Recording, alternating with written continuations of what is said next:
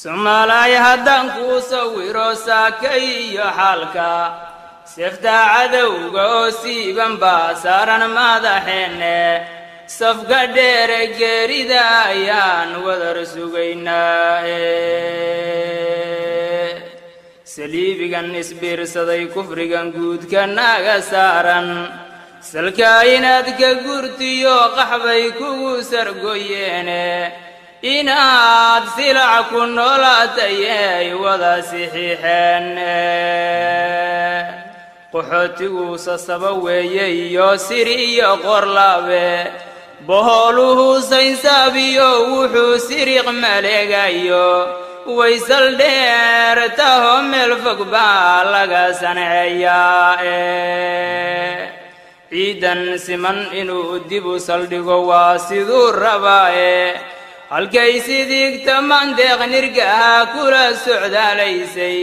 sayrankiyo halku daaqi jiray gorayga sawdeeya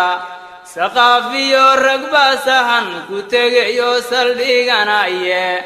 adiguna saluglaatiyo mogan sirahaase Somalay hadma adkici ragba sahayday ciidiye horu cadowgu sablayday iyo seedkay jaraaye horu cadowgu sablayday iyo seedkay jaraaye sixiixii barlin lagu galay igu surgoyeene saddex baa maqan waaxyihii sinaan jiraaye saniyuma tallaabsado markaan saydhi gacantiiye sinuu jiif ayaan ahay midaan socod awoodayne samriye mayo jerdon dhulkii dib u sixiixnaa soddon sano dalkeennan burburaye dulliigu saaqay sacaadiyo wanaagiyo dhulkan samaha loo diiday siqda dhexe gantaalaha dalkan laysku soo codsiiyo sawaariiq gumaadiyo dadkan hoobiyuhu saaqay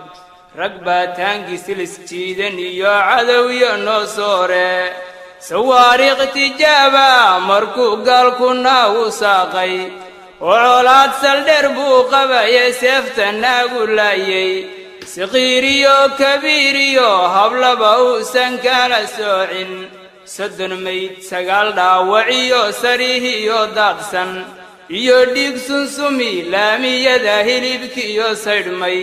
saqiiraabba waayo hooyana uu sibraha gooyey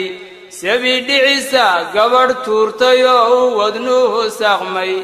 saddex lugood le waayeel sirqa oo socod baan haynin oo saablayda baaskaga dhaca suuqa noo wadhan